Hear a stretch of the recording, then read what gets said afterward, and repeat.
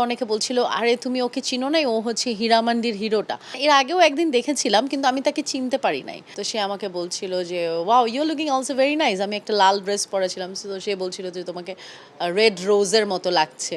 দেখার পর আমি ভাবছিলাম এটা কি টাইমস অফ ইন্ডিয়া আসলে নাকি, মানে এটা কি মানে অরিজিনাল কোনো নিউজ নাকি ফেক। তারপর আনন্দবাজার তারা প্রত্যেকে আমাকে নিয়ে এত পজিটিভ, এত সুন্দর সুন্দর নিউজ করেছে এবং এত ওপেনলি তারা আমাকে ভালোবাসা দেখিয়েছে। It's amazing. কারণ আমাদের দেশে তো প্যাভিলিয়ন ছিল না, তো আমি ইন্ডিয়ান প্যাভিলিয়নেই বেশি যেতাম।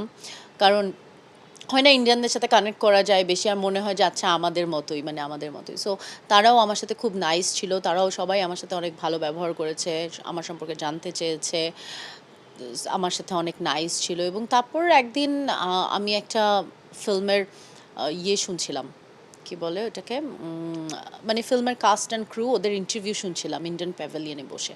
তো তারপর প্যাভিলিয়নের বাইরে হচ্ছে সি সাইডটা, তো ওইখানে হচ্ছে আমরা যাই মাঝে মাঝে, যে কয়দিন ছিলাম আমরা গিয়েছি, ছবি তুলেছি, ওখানে খুব সুন্দর ছবি তোলার জায়গা। তো তখন আমি দেখলাম যে তাজ শাহ, বেসিক্যালি তাজদার, মানে তার ক্যারেক্টার নেম তাজদার বাট তার রিয়েল নেম হচ্ছে তাজ শাহ। সো সে, আমি দেখলাম যে ছবি টবি তুলছে আমার মতোই। তো তারপর আমি তো প্রথম দিন, এর আগেও একদিন দেখেছিলাম কিন্তু আমি তাকে চিনতে পারি নাই। তারপর আমাকে অনেকে বলছিল, আরে তুমি ওকে চিনো নাই, ও হচ্ছে হীরামান্ডির হিরোটা। তো মানে ক্যারেক্টারের সাথে তো রিয়েল চেহারার কোনো মিল নাই, বিকজ সত্যি সত্যি দেখতে সে অনেক বেশি সুন্দর, আরও বেশি সুন্দর। মানে হীরামান্ডির যে ওটা তো একটা ক্যারেক্টার ছিল, আর এখানে তাকে একদম ডিফারেন্ট লাগছিল। তারপর আমি তাকে বললাম যে আমি তো তোমার সিনেমা দেখেছি অ্যান্ড তুমি খুবই ভালো করেছো। তো সে আমাকে বলছিল যে wow you looking also very nice. আমি একটা লাল ড্রেস পরেছিলাম, তো সে বলছিল যে তোমাকে রেড রোজের মতো লাগছে। তারপর আমরা ছবি তুললাম একসাথে কয়েকটা, এই তো তারপর আমরা একসাথে কফি খেলাম। মশলা এক্সপার্ট রাঁধুনি নিয়ে এলো টেস্টিং সল্ট মুক্ত রাঁধুনি স্বাদ মেশালি, স্বাদ হবে দুর্দান্ত। বাংলাদেশের সব গণমাধ্যমে এক সপ্তাহ জুড়ে শুধু ভাবনা ভাবনা ভাবনা ছিল। শুধু বাংলাদেশ নয়, আমরা কিন্তু ইন্ডিয়ান অনেক বড় একটা ফেমাস একটা news portal Times of India, সেখানেও কিন্তু দেখেছি যে ভাবনাকে নিয়ে অনেক প্রশংসা হয়েছে। ইভেন সেখানে বলা হয়েছে যে বলিউডের আর্টিস্টদের থেকেও ভালোভাবে ড্রেস আপ করেছে ভাবনা। তো এই নিয়ে কেমন ফিলিংস ছিল? ডেফিনেটলি আমার অনেক ভালো লেগেছে। আমি যেটা প্রথমেই বললাম যে আমি কানে ছিলাম, একা ছিলাম।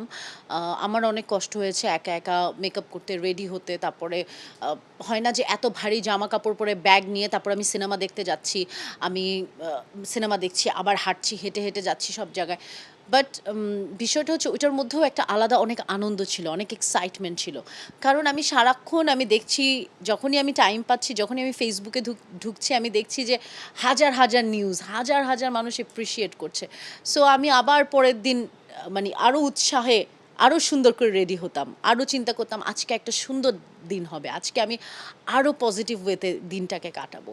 আর টাইমস অফ ইন্ডিয়ার ব্যাপারটা তো মানে it's it's a great surprise for me, because আমি ওখানে মানে আমি তো ওইটা আমার ইন্ডাস্ট্রি না, আমার দেশ না, আমি ওখানে কাউকে চিনি না।